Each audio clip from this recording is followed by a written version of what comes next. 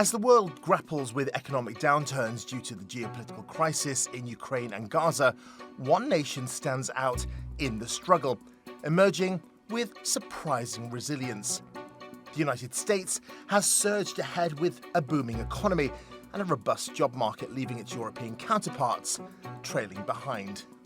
Even though inflation sharply declined in Europe, the US exhibits robust growth and low unemployment, while the EU struggles with stagnation and posing significant challenges to the Eurozone. With trillions poured into the economy through historic stimulus bills, the US ensured support for its citizens and businesses, sustaining consumer spending and lifting the economy despite inflationary pressures.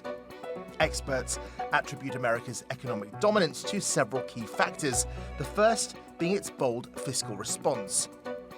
One of the reasons, at least, is rampant federal spending. The Biden government is running a 7% deficit going into a presidential election, so there's a lot of pump priming by the US government there. Boasting a 3.4% growth rate, the US economy expands steadily, fueled by increased consumer spending and business investments. Lagging behind with a 0.9% growth rate, the European Union faces challenges in stimulating economic activity and addressing structural barriers to growth. Maintaining a low unemployment rate of 3.9%, the US demonstrates strong job market conditions and ample opportunities for workers. In contrast, the European Union is dealing with higher unemployment rates at 6.4%, highlighting ongoing struggles in job creation and reducing unemployment. With low energy dependency, the US benefits from abundant domestic energy production, bolstering its economic resilience and geopolitical strength. In contrast, the European Union's high energy dependence exposes it to external vulnerabilities and geopolitical risks due to heavy reliance on imports. America's flexible labour market allows for swift adjustments, enabling companies to adapt to challenges and invest in innovation, thus driving productivity growth. The US's energy independence shield it from shocks felt by Europe during the Russia-Ukraine conflict, mitigating inflationary pressures and fostering economic stability. As the world navigates uncertain economic waters, the US proactive measures and adaptability have proved a successful model. Martin Andrews, TRT World.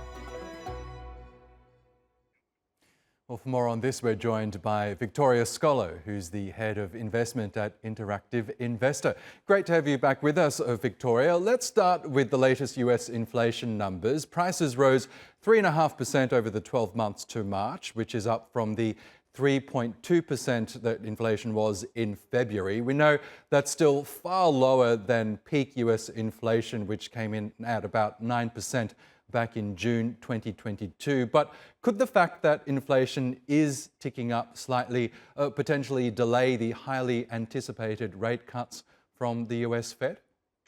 Yes, I'd say so, because at the start of the year, markets were pricing in more than 6 rate cuts from the Fed. But after a series of above target inflation figures or above expectation inflation figures so far this year, coupled with a resilient economy, that means we're likely to get much less monetary loosening from the Fed this year.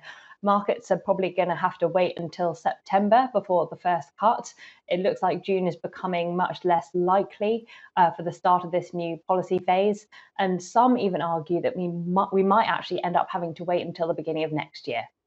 It's a different picture in Europe, though. Consumer price inflation there fell to 2.4% last month and could ease back to the European Central Bank's 2% target before the end of the year, according to some analysts, and that would be well ahead of the ECB's own 2025 projection. Do you expect that the central bank in Europe could begin cutting rates anytime soon, or at least before the US Fed? Yeah, I think it is a possibility. Like you say, we had the latest inflation reading that was below expectations. So that really bolsters hopes that the ECB could begin cutting rates this summer. The slowdown in those price pressures has been driven by smaller increases in food and goods prices.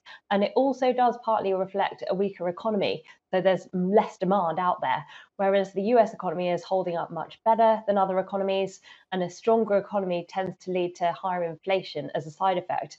The US has also been more heavily impacted by rising energy costs in March too, which is partly why we saw that figure come in above expectations.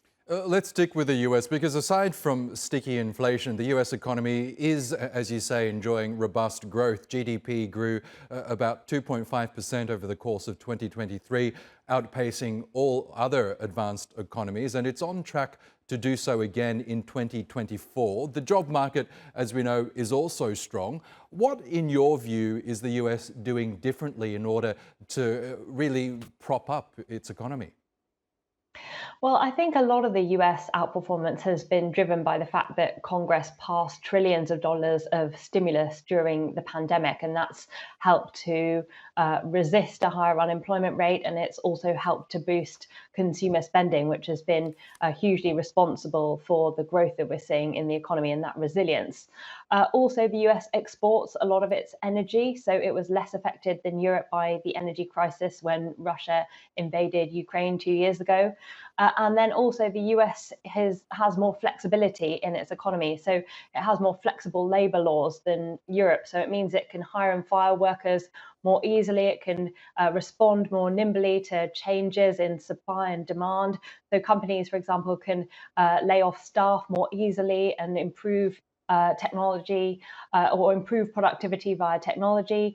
And then on the other side, they can also more easily take up extra staff in growing businesses where needed. Okay, Victoria Scholar, we'll leave it there for now. Always great to get your analysis. Thanks again for joining us.